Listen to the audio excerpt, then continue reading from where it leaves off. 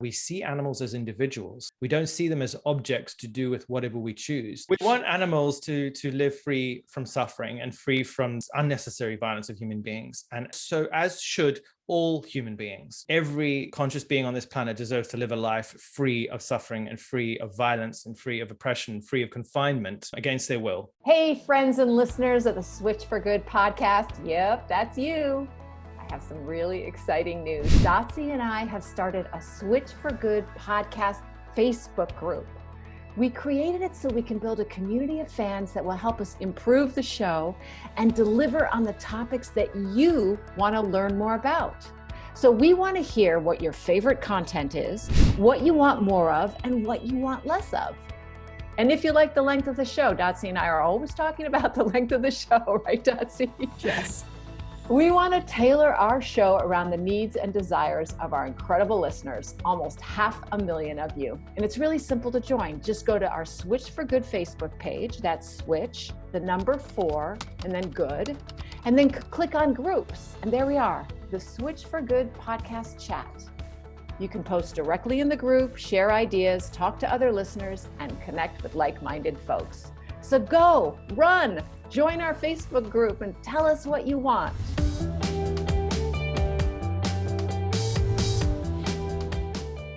Hello, and welcome to the Switch for Good podcast. I'm Dotsie. For those of you who are missing Alexandra from last week, we don't have her again this week, but she will be back next week. So hang in there. Allow me to start today's episode with a short rant. A rant that may rustle your feathers a bit, but I hope it will also stoke your activism fire. All right. On December 9th, Switch for Good launched a spoof campaign, and our target was Starbucks. You may have heard about it. We believe here that charging extra for non-dairy milk is a form of dietary racism, even if it's completely unintentional. Why, you ask? Well, up to 95% of BIPOC folks are lactose intolerant, meaning they cannot digest dairy without getting sick. However, only 15% of white people are affected. So people of color are disproportionately and unjustly penalized by coffee shops like Starbucks, minimum 70 cents upcharge on drinks made with non-dairy milk. Well, we think that's incredibly unfair, so we decided to do something about it.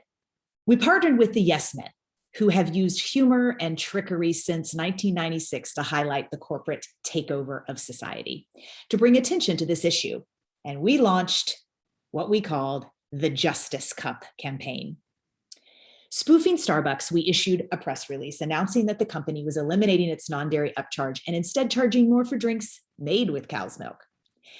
The announcement included a link to our Spoof Justice Cup launch video and a Spoof Starbucks Cares website featuring the wonderful Justice Cup.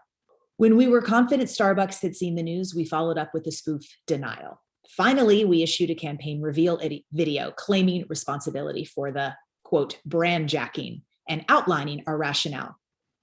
We also posted an entertaining dietary racism explainer educational video. And we also made phone calls to Starbucks customer service asking them to drop the upcharge and film that. Turns out, Starbucks' own frontline employees also support our cause. Many of them stated they are lactose intolerant and find it unfair that they have to pay more for plant milk. So, what happened? Well, Starbucks UK dropped the non-dairy upcharge. We didn't expect Starbucks to simply acquiesce, but they did, at least in the UK. On December 29th, just 3 weeks after we launched our campaign, Starbucks UK announced they would stop charging extra for dairy alternatives starting January 5th, 2022. Starbucks UK has already done the right thing by dropping the non-dairy upcharge. Now, Starbucks US should get on the right side of history and follow suit. Dr. Martin Luther King famously said, "The arc of the moral universe is long, but it bends towards justice." Shouldn't coffee be an easy arc to bend? Our incredible guest today played a key role in this campaign and uses they, them pronouns. So I'm going to try really, really hard not to mess that up. They accepted our request to be our media partner without hesitation for this campaign. They are a brave soul filled with chutzpah, grit, determination, bravery, and most importantly, the desire to see real change happen, even if getting there traverses a very risky road. They are Robbie Lockie, and I am one of their biggest fans. Allow me to introduce this justice warrior to you. Robbie sports many titles, such as filmmaker, activist, author, and media master, like I mentioned. Although they started out working for bigger and unconscious companies, if you will, like Shell Oil, they ultimately followed their heart and moved their life and career into a conscious, ethical direction. This change was brought about by some health problems and a few profound experiences in their 20s. Robbie is now the co-founder and director of Plant-Based News, where folks all over the world have free access to information on responsible consumerism, environmental activism, plant-based food trends, and so much more. Robbie is a creator with a purpose. They also wrote and produced a short film called Swine for Viva with Damian Clarkson in 2016, and has even helped design and publish a vegan cookbook. They host the Plant-Based News podcast, if you didn't know, and are the founder of World Plant Milk Day, which takes place every August 22nd, and which Switch for Good has been honored to get to play a role in. So let's find out what drives Robbie Lockie, the creative mind behind the largest digital vegan media platform in the world. Robbie, so stoked to have you on. Dotsie, what a pleasure to finally sit down and chat with you. Reading about your history was just a joy and fascinating. You grew up on a farm in Zimbabwe, and you were surrounded by the animals that we eat, right? Cows, chickens, other farm animals. I read that you even had a pet rat. Although eating animals was certainly normalized for you, same with me and my upbringing. I had so many animals surround me, but not the ones that we eat. And there was an animal on my plate for 35 years at every single meal. Did you feel comfortable about how animals used for food were treated at a young age, or were you even aware? I was completely unaware. And that's what's bizarre. I always considered myself a very conscious person, a kind person, a good person. And I had many animals. As you said, I had a pet rat, I had cats, we had chickens and geese and so many animals on the farm. And, I remember being very fond of being around so many animals. We had horses and sheep. Even at one point we had impala and other, wild animals. And I had, always this sort of love for them. But when I sat down and ate meat every day, I didn't think about it. I didn't think about what was on my plate because we never talked about it. Meat was just something that we consumed on a daily basis, that it was important for our health, and that we must continue to consume it to maintain our well-being. And that was that. And I just accepted it. Mm-hmm. I know you started kind of diving in, started researching and learning more about veganism in your 20s due to some health issues, like some skin issues and inflammation of your joints. And you saw a lot of doctors who couldn't help. And I know you dove down the documentary rabbit hole, if you will. What was that moment like when it clicked? I think all of us have a moment or a series of a few moments that really resonate as, okay, that's when everything shifted in not only my mind, but in my spirit. 100%, Dotsie. I was on a journey to try and figure out what was wrong with me. And I had bloating, psoriasis, skin problems, brain fog, tiredness, fatigue, just so many issues. I would consume food and I would just assume that this is my life. I'm just going to have all these concerns that my mother had or my father had. And I didn't ever really question the food. And as you said, I spoke to lots of different doctors to try to find out what was wrong with me. Some people said I might have fibromyalgia, I might have some kind of neurological disorder, but we couldn't come to a solution. And a friend of mine recommended to switch to what some call the alkaline diet, which has been widely discredited as not a sort of, a scientifically sound diet. But what actually the alkaline diet is essentially eating more greens, which is what is that? That's a vegan diet. Vegans eat a lot more greens and cruciferous vegetables. So around that time, I discovered the documentaries on Netflix, Food Inc., Forks Over Knives, Fat, Sick and Nearly Dead by Joe Cross. And I was just blown away by all this information about the power of nutrition and how it can actually change our well-being. And I thought this is really interesting. I'm fascinated by the sort of biochemistry of food, but also the effect that food and our food purchases are having on our planet. And so I learned more and more and more, and I absolutely loved what I was learning. Around the same time, another person I had met mentioned this film called Earthlings. They said, well, if you're eating more plants and you should think about looking into things like veganism. And I had no idea what veganism was. I'd never heard of it. I knew what a vegetarian was. I just thought there were these annoying people that didn't want to eat meat, and they were very particular. Still true. Right. And I didn't really think anything of it. Watched this film, turned off the television, and literally sat down and was so shocked and horrified by what I'd seen. I was very moved, emotional, and distraught, really. I couldn't, I often talk about unlocking the realization. There was this realization that was already in me that was unlocked by the beautiful script of that film and the storytelling within it. The very same day, there was something going on outside my house, people screaming and shouting, and a woman screaming, children crying. Ran outside the house, and I saw this mother in her people carrier. I think you call it like a van or something, with all the kids in it in the back, mum in the front. Ran over to her and said, "What's going on?" She looked back and said, the cat."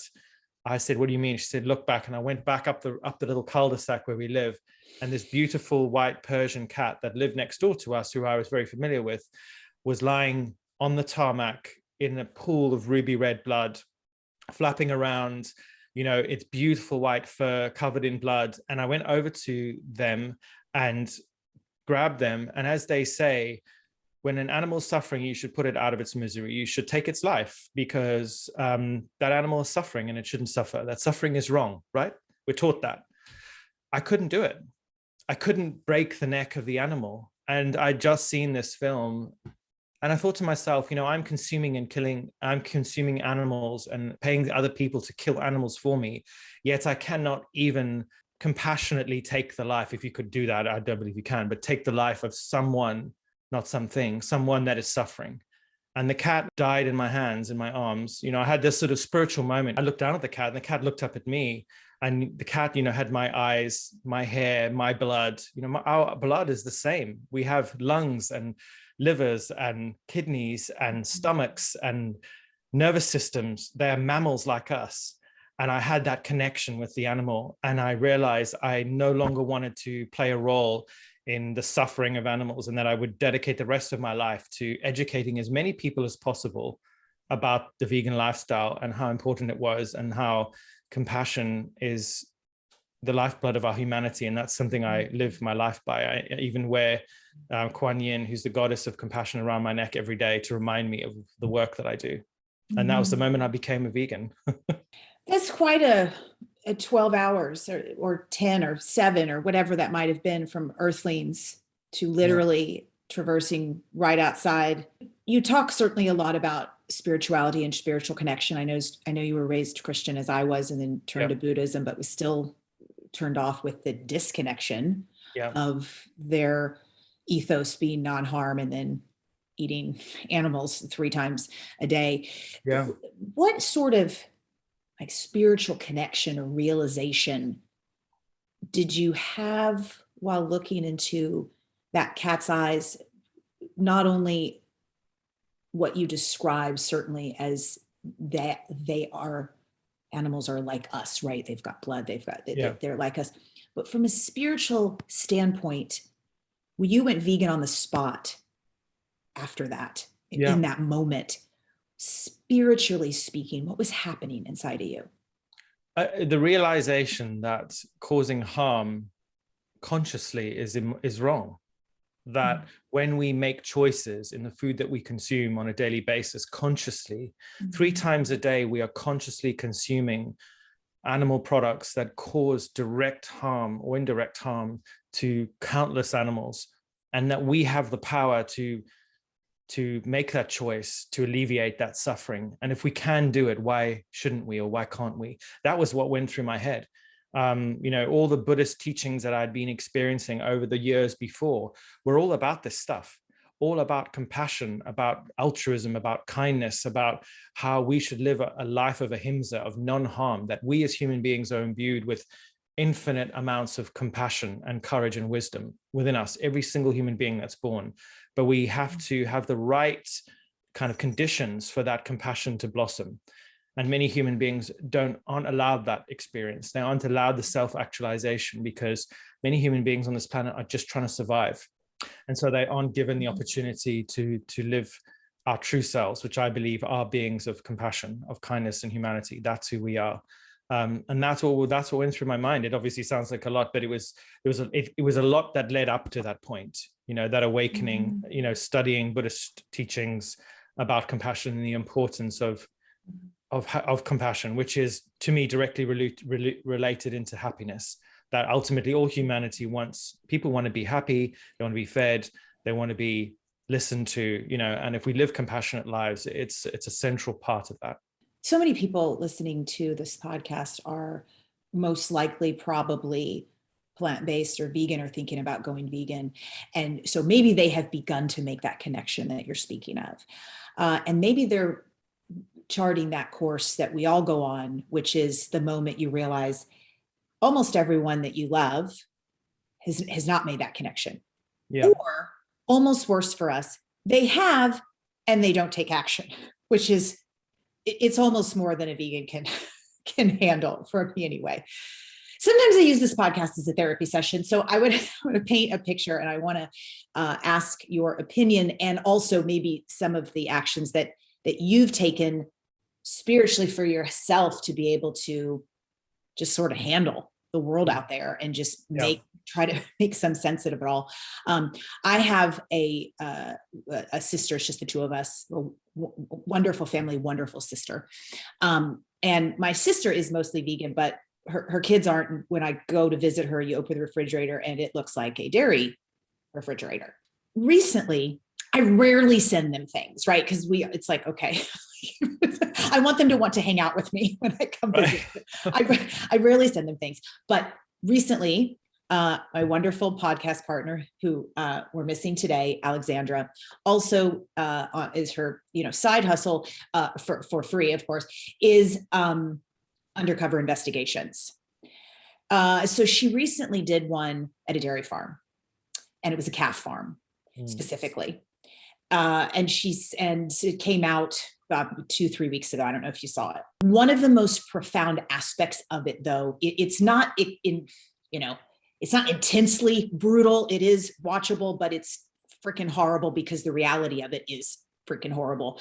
Yeah. But the way that, it was the middle of the night, it was dark, and she really showed up close, intimate portraits of the calves, chained up, living alone. And as they finish it, it's only a couple minute video, the camera pulls back and it switches to a drone shot and it flies over. And Robbie, I am not kidding you, it was hundreds of thousands of veal crates lined up. I've never seen one live like that. So the expanse of it really hits your heart, right? Oh, yeah. There's 1, 2, 3, 4 calves she goes in close to, but then you see, holy shit, what are we doing?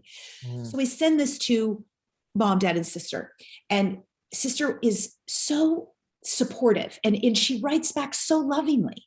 I'm so proud of what the work you and Alexandra do, or Switch for Good, or whatever. Literally that industry is what my whole 10 hours a day is about.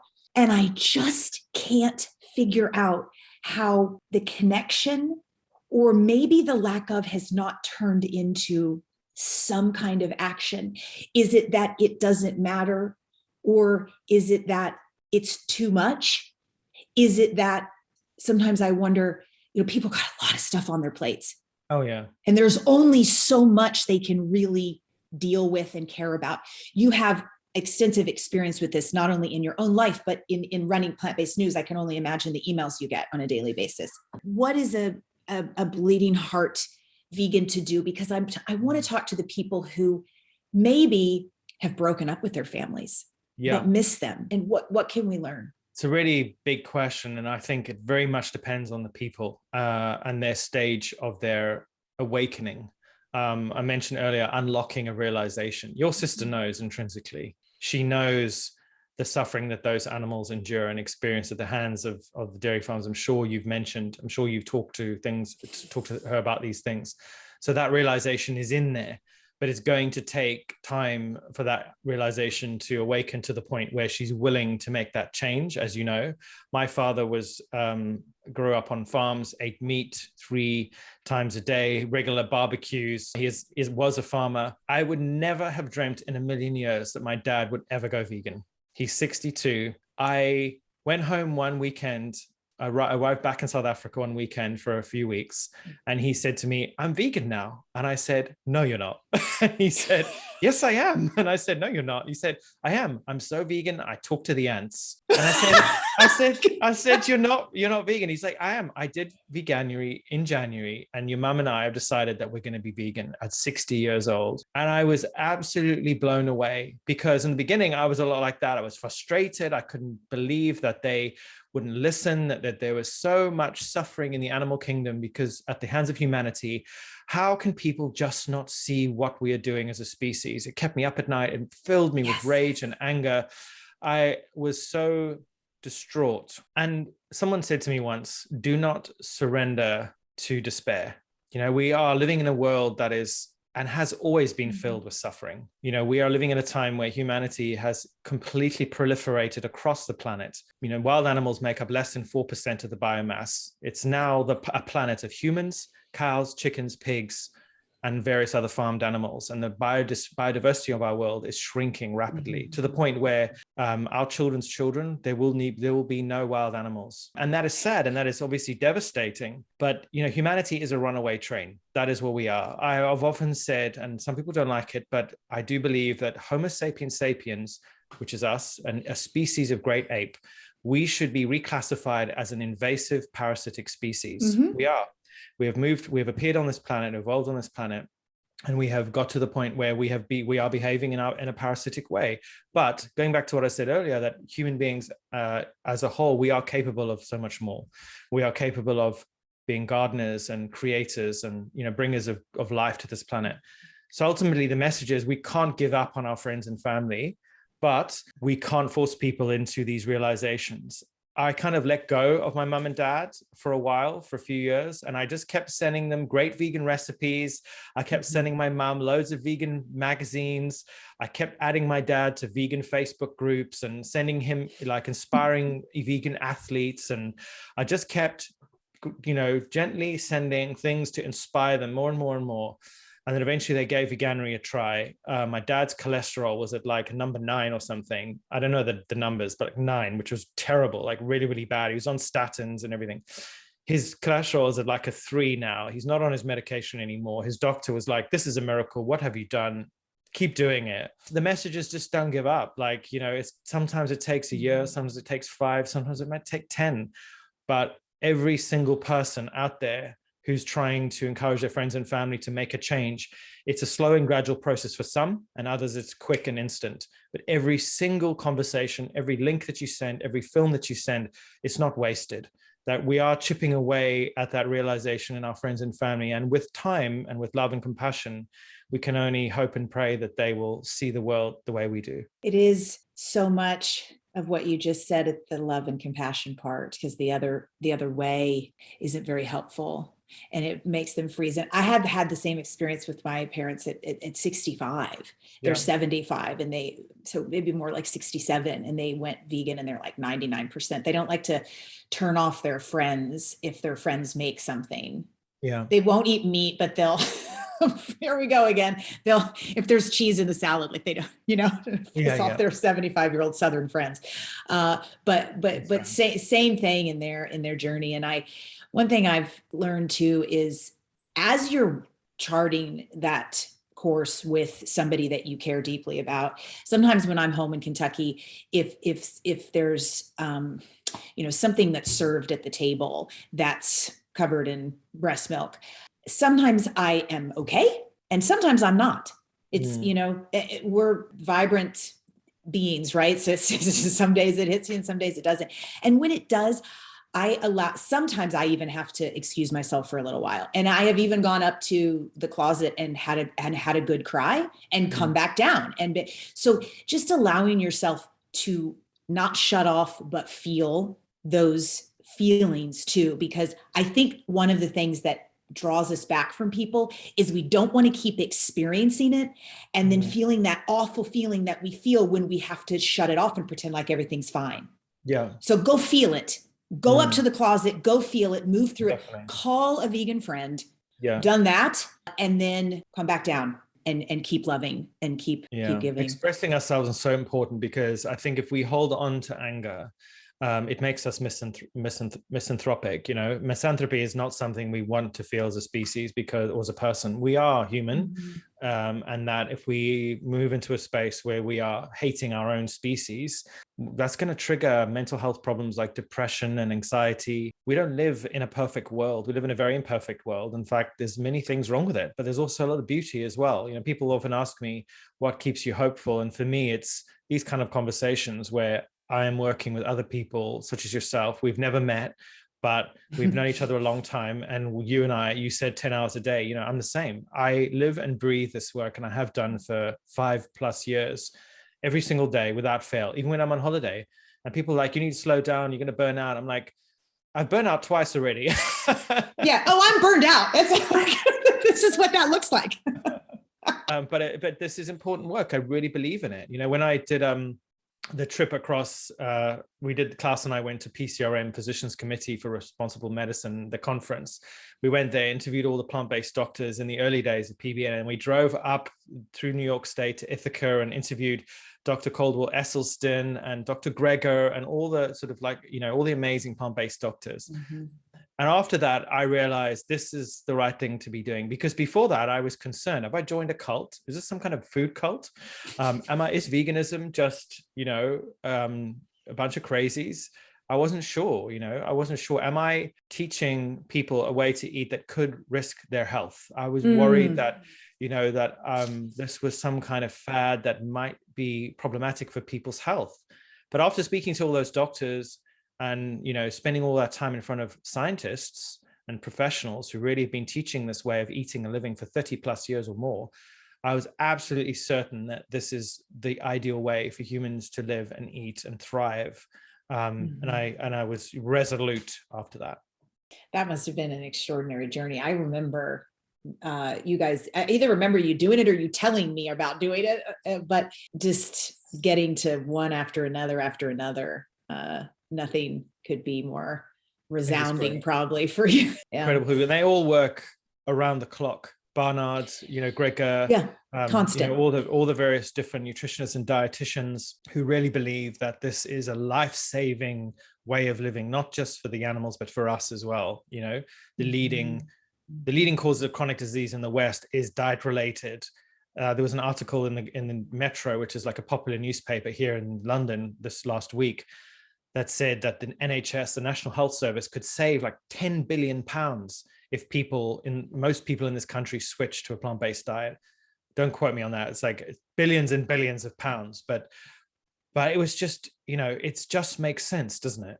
It does. Yes, it definitely does. Here in the States, as we journey as a organization to change or update, I should say, what is served to school children with their meals, which is currently a milk, and the schools are paid for each and every half pint that is served up. I realize, as I've done so much research and deep dive into the dairy industry and our government and how in bed they are, our government subsidized the dairy industry to the tune of $40 billion with a B dollars a year. Wow.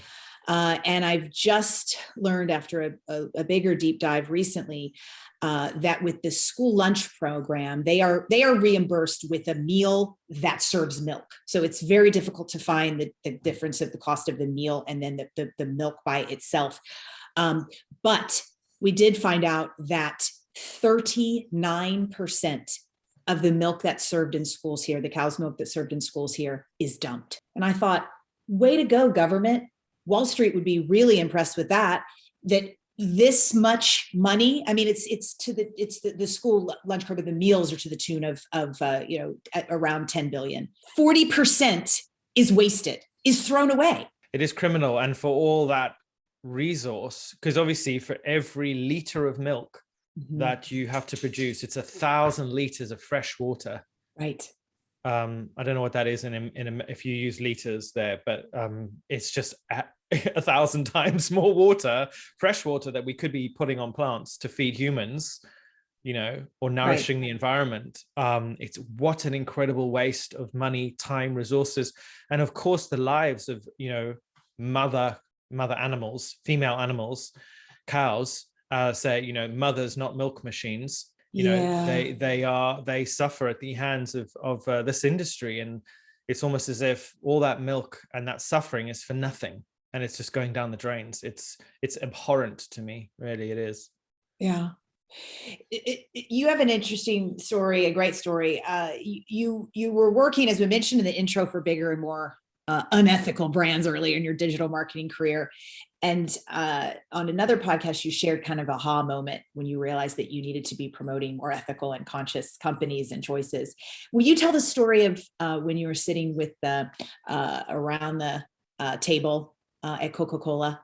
So I was working in an agency in London who shall remain unnamed, but one of their biggest clients was Coca-Cola, and was Coca-Cola, Dr. Pepper, Sprite, I think Fanta.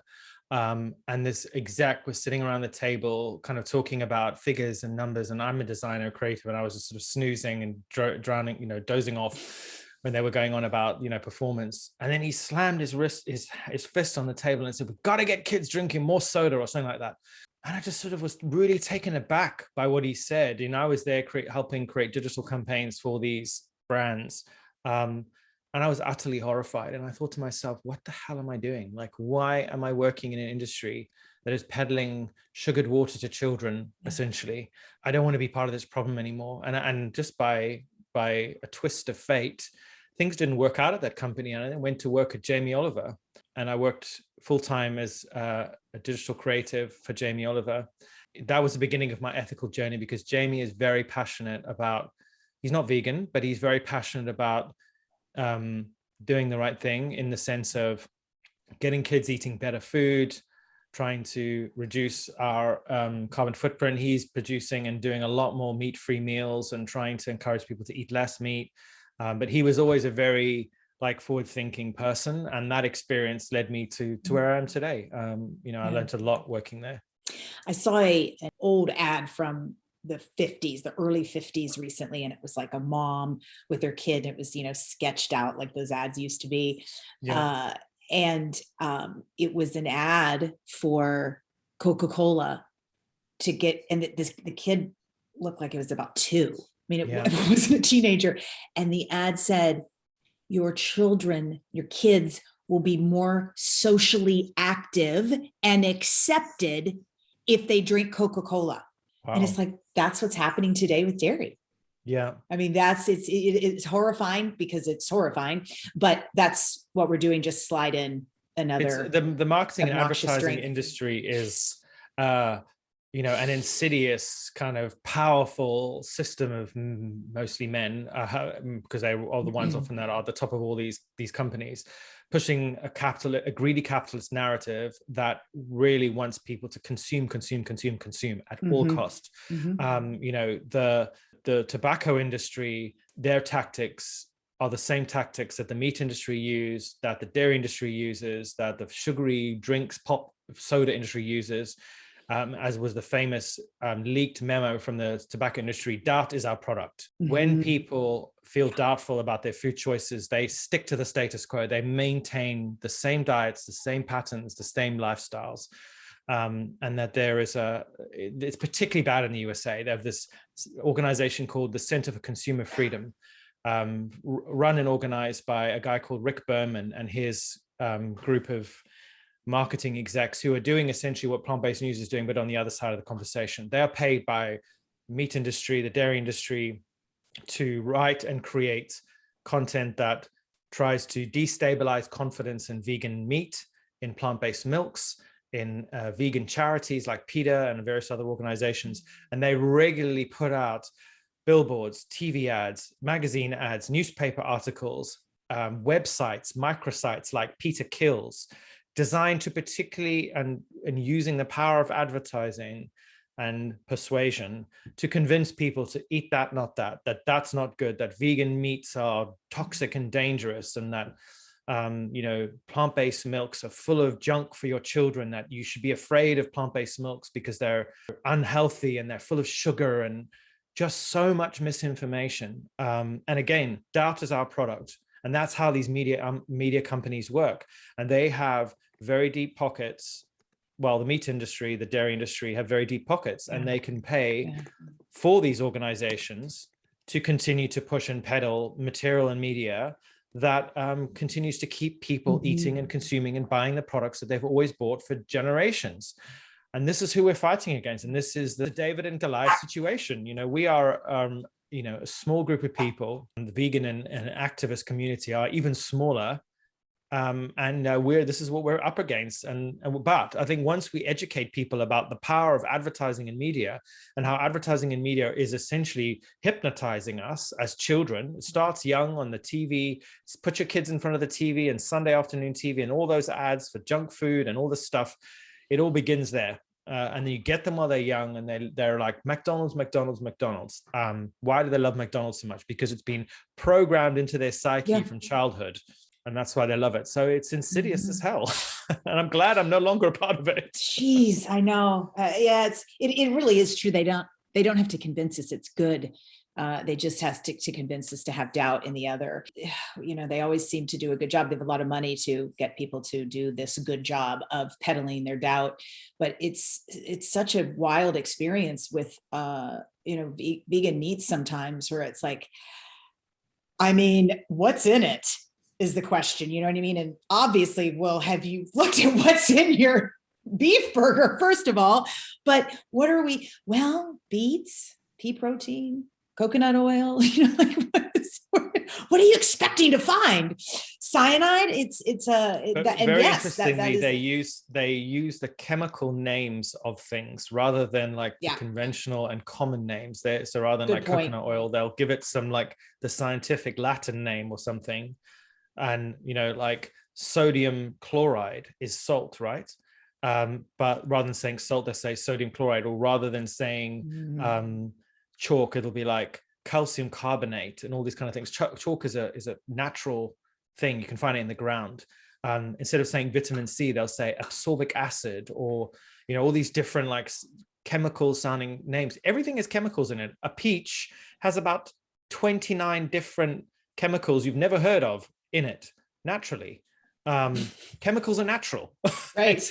Chemicals can be man-made, of course, but when you scare the consumer with these complex sounding words, it's a very good tactic to make people go, well, beef has protein and fat, and we've all heard of protein and fat and iron. We all know we need protein and fat and iron. So the consumer goes, great, I need that. I don't want a Beyond Burger with sodium metabisulfate and hydrogen chloride, or whatever they are, sodium chloride.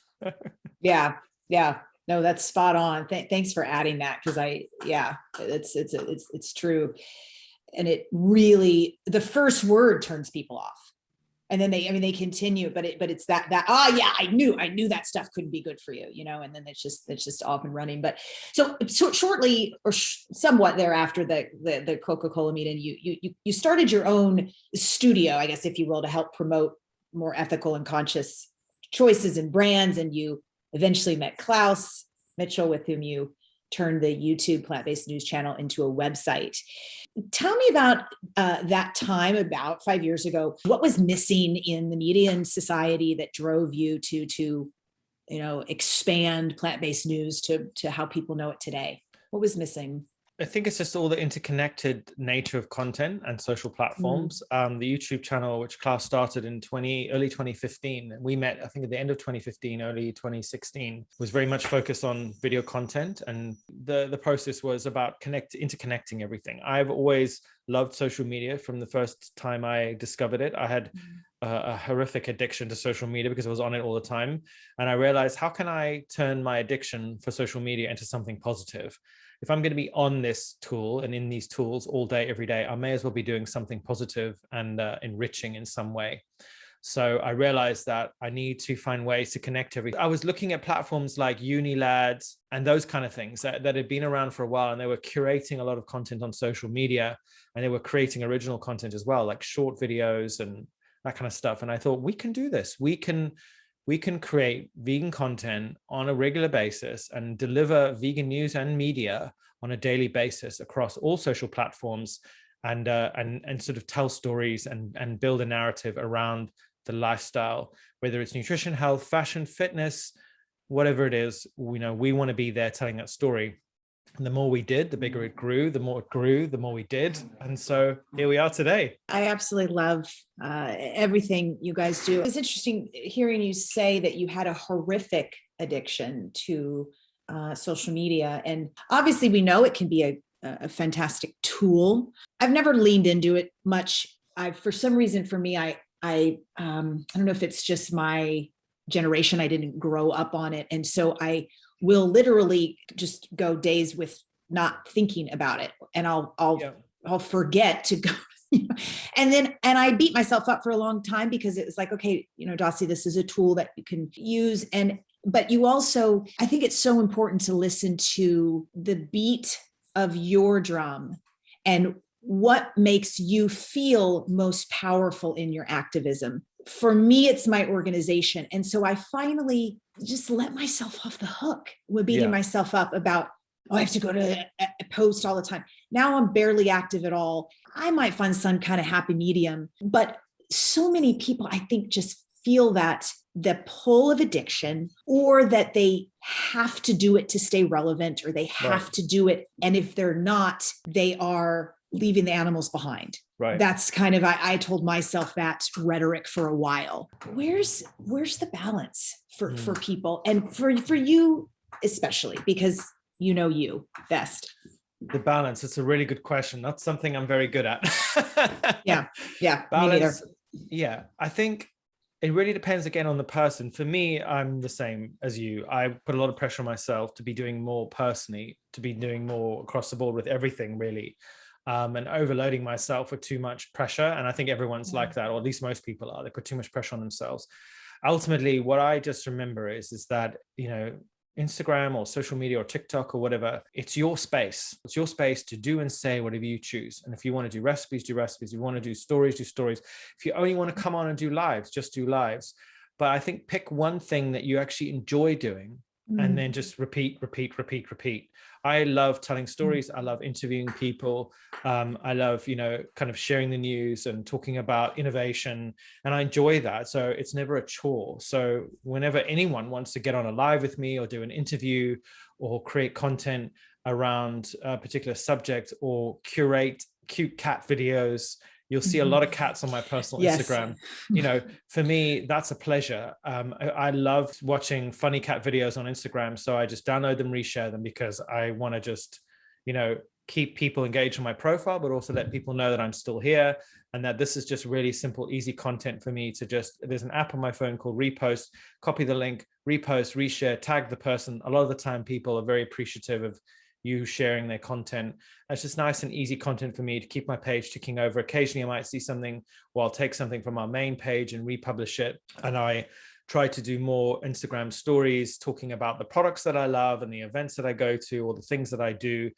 Since the pandemic, I've become a lot more introverted, which, I worked hard through my 20s to move away from. I was quite a shy person and became very extroverted because I wanted to be more confident as a person.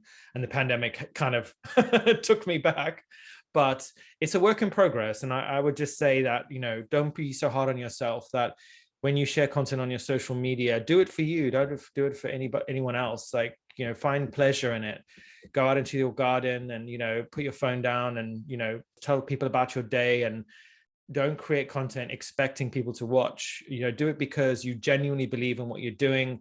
You love what you do, whether it's cooking or painting or music or art or fashion or whatever your subject matter is. And if you can link it back to veganism and animal rights, do it, but don't feel the pressure to do that. In fact, it's better to be, in quotes, a normal person on social media, build a following of people that genuinely love you for who you are, and then intersperse it with vegan related content. I always say to people, my rule is the 95% rule. 95% lifestyle, inspiration, entertainment, joyful, uplifting content, and the 5% reality, 5% hardcore animal suffering stuff that I choose very carefully, that I do not just share without thinking about it. And as long as I keep that ratio, then I'm happy. I told you I use this podcast sometimes as a therapy session. Okay.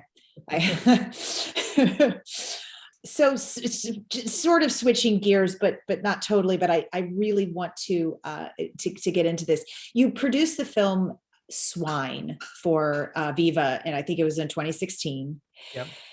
Would you tell our audience what that film was about and how it relates to the pandemic that we are experiencing right now? Absolutely. 3 out of 4 infectious diseases in humans come from animals.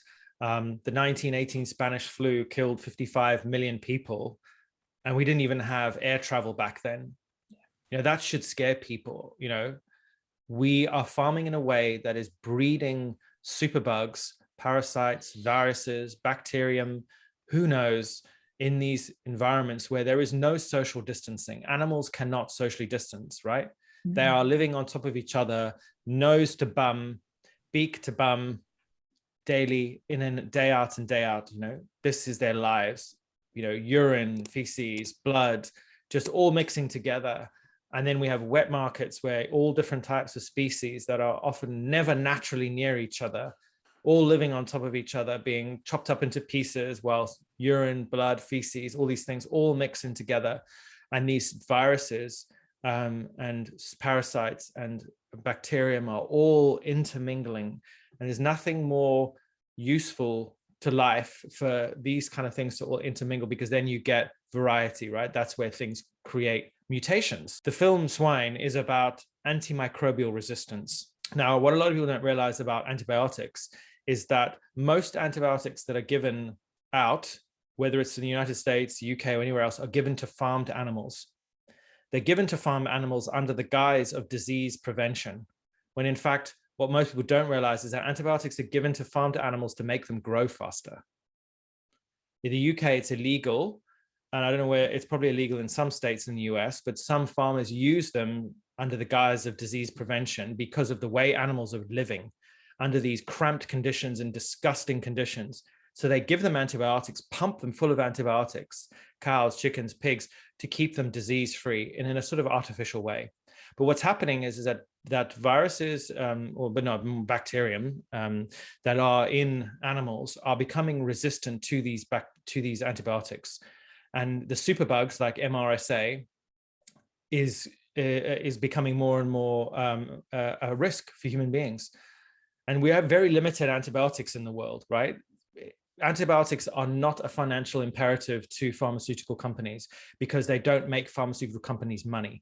Because when you take antibiotics, it's a short course and you're done. So there's no financial imperative or incentive to create antibiotics.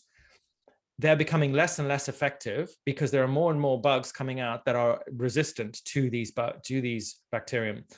There will come a point where, and it's already happening, where human beings will cut their fingers and go into a hospital and be infected by one of these, and there will be no drugs that will save you. We are moving into a future where our medicine, antibiotics, which have been the lifesavers of millions of people, will no longer be effective because of how we are farming animals.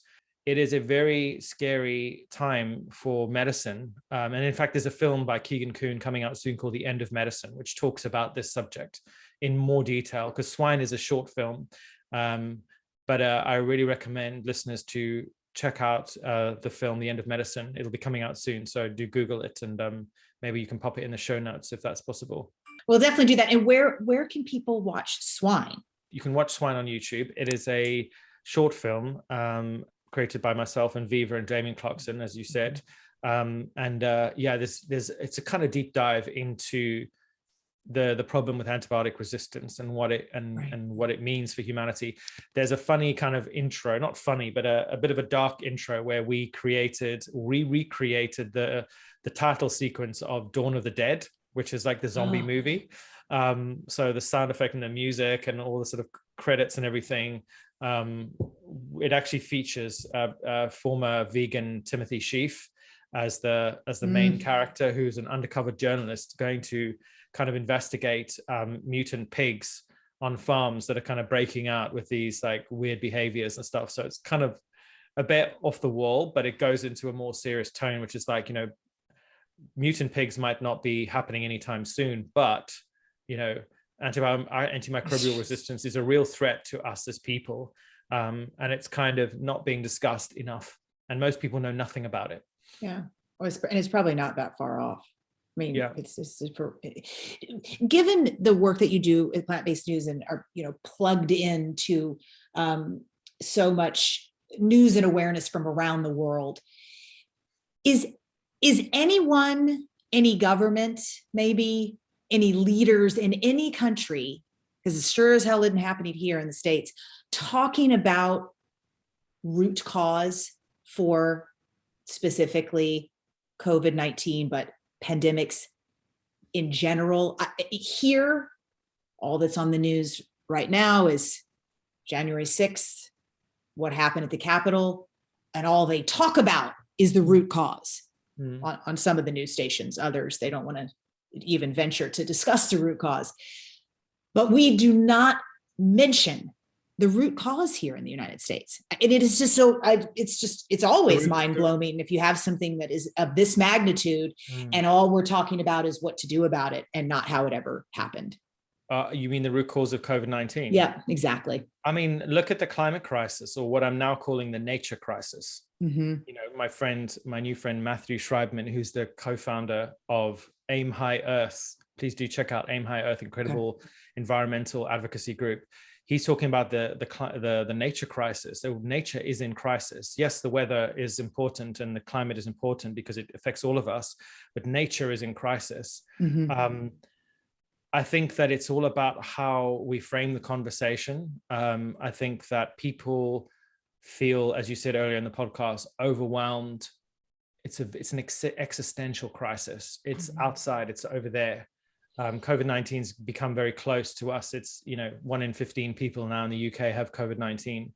There was almost 400 people lost their lives today to COVID-19 in the UK, almost 200,000 new infections. It's racing through our society.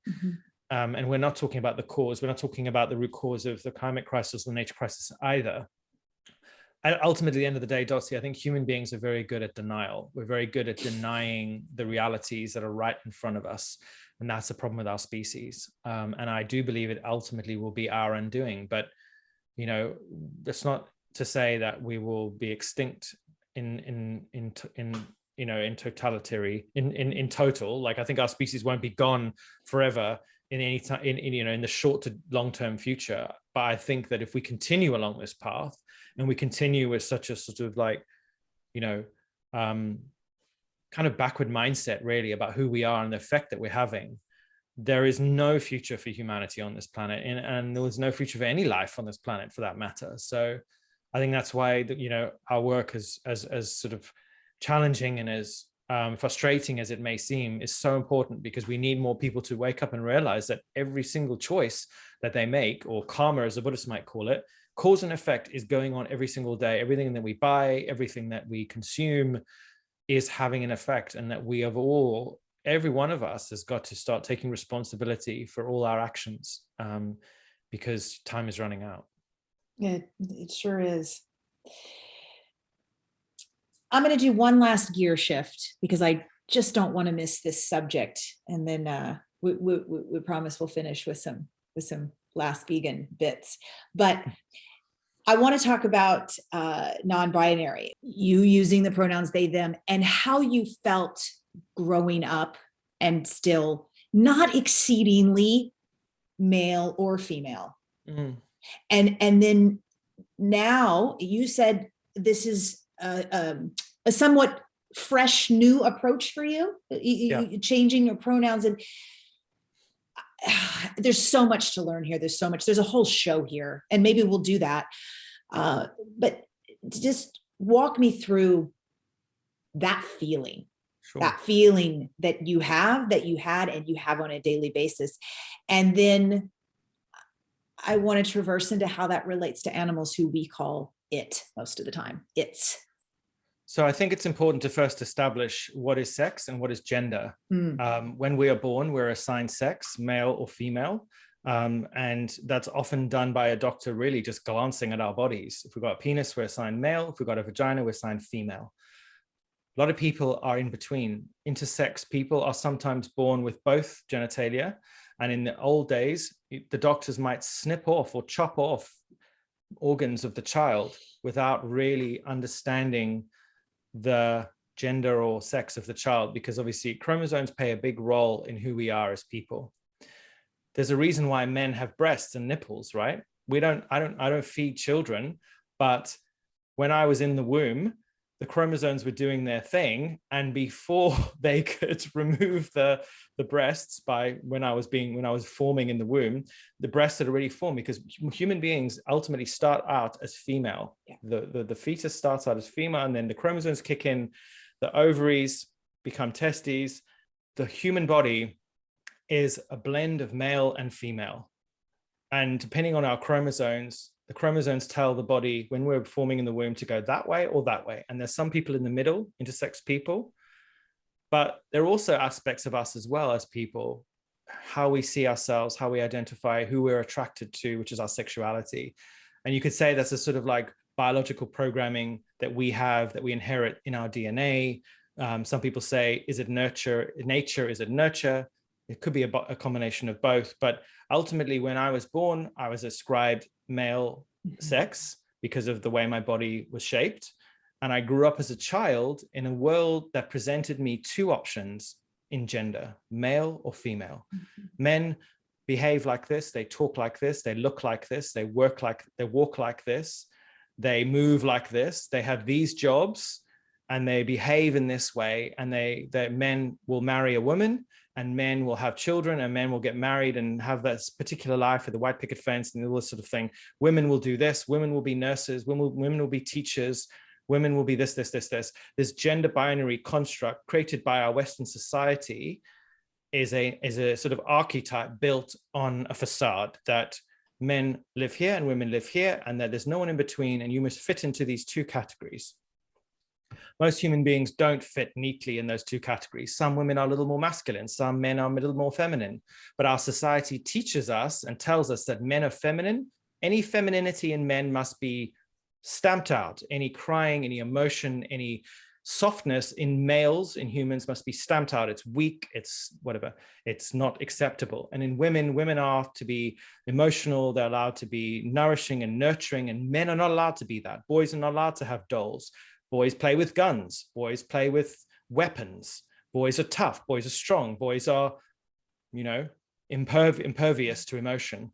But the irony is that human beings are human beings, that this gender archetype that we've created that splits men and women is incredibly damaging. It is incredibly kind of destructive to us as people, our mental health, our well-being. If we lived in a world where people could just be people, and that our gender wasn't enforced on us as children, what we wear, how we dress, how we speak. If I'm a bit flamboyant, I'm not called a freak or gay or the F word, which I was as a child. I probably would have been spared a lot of suffering because of that creation of society. So I realized that I'm not someone who identifies strongly with the male gender, but I don't also identify strongly with the female gender either. I sit somewhere in between. I may present quite masculine with my beard and, my button-up shirt and all of that. But on the inside, I don't feel like I fit in either side. And when people over the last few years have talked about being non-binary and how they don't feel like they sit on either side of the fence, that they fit somewhere in the middle, and they don't want to be associated with this binary gender that we've created in our society, which forces men and women to choose one side or the other. In many ways, it can sort of feel a little bit like a protest, that I don't want to be described as a man or male because I don't feel like that, and I don't want to be limited by this binary. I believe that gender is a beautiful rainbow, or almost really like a cosmos of possibility, because ultimately human beings are infinite possibilities. We come in 8 billion variations, each one unique. And that I truly believe that for human beings to be truly happy, we deserve the right to be unique and not to be forced into this boring binary, whether it's gender, whether it's sexuality, whatever it is, right? And that ultimately is how I feel. Thank you so much for that. I'm going to send a lot of people to this episode, but the end of this episode, because that was just so fantastic. And I feel I feel like I understand. I know I don't have the exact same feelings. I'm not, as far as being in your shoes. I would, I don't know what it feels like to be Black or brown like my husband, or gay, but I hear you. And the way that you described it just really makes me feel like I have a 1% idea of your experience. And that is beautiful. How does this conversation relate to the animals that we call it's just nothingness, like a piece of cardboard, and it? Yeah, it's a good question, Dossie. For much of human history, animals have been described as objects, as autonomous kind of automatons, non-autonomous automatons who kind of behaved in a sort of repetitive fashion without consciousness or awareness. My beautiful cat Nala, she's 10 years old. She has many moods. She is happy, she's aggressive, she's angry, she's sleepy, she dreams, she sees the world in infinite ways. She's a she, not an it. She experiences a myriad of emotions like I do. She is a person, even though most of humanity does not see her as a person. She's an it. It's just a cat. Oh, your cat died. It's just a cat. The dog died. It's just a dog. It's not just a dog. It is a entity, a conscious being with a gender and an identity as well. She's a female animal, and she has her own thoughts and feelings. And that's, for me, one of the connections made by vegans, is that we see animals as individuals. We don't see them as objects to do with whatever we choose, that they are their own person. That doesn't mean we want them to go and vote or to own property. We want animals to live free from suffering and free from unnecessary violence of human beings. So as should all human beings and non-human persons. Every conscious being on this planet deserves to live a life free of suffering and free of violence and free of oppression, free of confinement against their will. And ultimately, that is where identity comes into the conversation, because gender is part of your identity. You present as a female human, your gender is she, her, hers, right? That's your identity. That's how you dress. It's how you hold yourself. It's your part of your identity. 100 years ago, your sport may have not been seen as very feminine. It would have been like only men play that kind of sport. Why are you as a woman playing that kind of sport? And your identity would have been questioned. Yeah. 10 years ago was the first time my discipline was put into the Olympic Games. And it was in there for men for 20 years. Yeah. So identity, whether it's animals or non-human animals or humans, is evolving all the time. And our awareness and understanding of who we are as people and our place in this universe is evolving all the time, because life on this planet is evolution. Everything is about moving forward, not going back, not stagnating. Anything that stagnates is dead.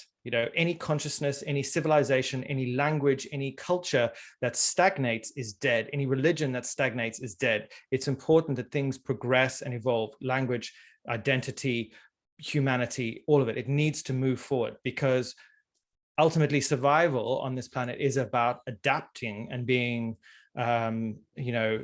open to change. And that's why it's important to be open to change. And when we talk about gender and being open, and when you meet a person, you say, "Hi, Dotsie, I'm Robbie. What's your pronouns?" And you say, "What's your pronouns, Dotsie?" She, her. "Thank you, Dotsie. That's great to know." And then you go on the conversation. That is a kind, compassionate thing to do. It doesn't take away from anything in my life. And it's just a simple question that anyone can ask. And yes, there might be very few in your eyes, the audience, or anyone else's eyes, very few non-binary people or very few transgender people. But if you can make someone feel comfortable by just asking what their gender is, or putting it in your signature, or making them feel welcome because you appreciate the idea that gender is a beautiful spectrum, and that people should be free to identify and express themselves, or that animals deserve a right to be a they, not an it, then what a beautiful world it would be. You've totally inspired me to do that. Now I'm on it. Now I just want to leave the house and go to the coffee shop and do that. Just do that. Tell me, what is exciting you right now? You're in it to win it for all the right reasons. What's keeping you up at night in a positive way about the future? What is exciting me, Dotsie, is innovation. I'm seeing some incredible innovation, and I'm seeing millions of dollars being poured into food tech and innovation that I believe will see an end to animal agriculture. I'm seeing so many very passionate people creating products and building services that will see us stop, using animals in agriculture. Yeah. It's going to take time, and it's going to take a lot of passion and determination to try and change things, because obviously humans in our current form, we are addicted to animal products. We are hooked on them, and it's going to take a lot of time for us to make the change. And I wish we had started this journey 50 years ago or more. But we are running out of time. Our species is absolutely running out of time. The planetary boundaries that are kind of, the warning signals for our time on Earth are all in the red. Everything is in the red. And it has taken 100 years to get there. And people say, oh, but this has been going on for centuries. Shut up, you're alarmist. It's taken 100 years for humanity to reach this point, and we are now in the red zone and pushing past the red zone, the point of no return. So now it is a point of mitigation. It's a place of mitigation, and I believe with innovation and technology, we have a chance to at least stem some of the damage that we're doing. Oh, I love you. Thank you. Love you, Dotsie. Hey, folks. Okay. Back by very popular demand is our plant-powered plate fridge magnet, which you are going to receive for free if you leave us a rating and a review on whatever platform you're listening to this podcast on. So here are the details. Just write your quick review. Does not need to be long, does not need to be a whole story. Just be honest and speak from the heart. Then take a quick screenshot of the review you wrote and email it to us at podcast@switchforgood.org. That's podcast@switchforgood.org. And include your mailing address so we can send you a power plate. We are doing this because the more reviews we garner, the higher we go in search results, which means more folks will learn about our podcast. So the power is in your hands. Leave us a review, and zoom, your power plate arrives at your doorstep. So thank you so much for tuning in today. If we helped you in any way, then click the subscribe button and let's keep hanging out together. We have so much more to share with you. And if you need more information on actually making the switch for good, please visit us at switchforgood.org for loads of info. And you can subscribe to our mailing list where you will receive all sorts of super cool gifts, discount codes to our very fave dairy-free products, and a lifetime of powerful health tips. So join us on the journey to switch for good. This is the future.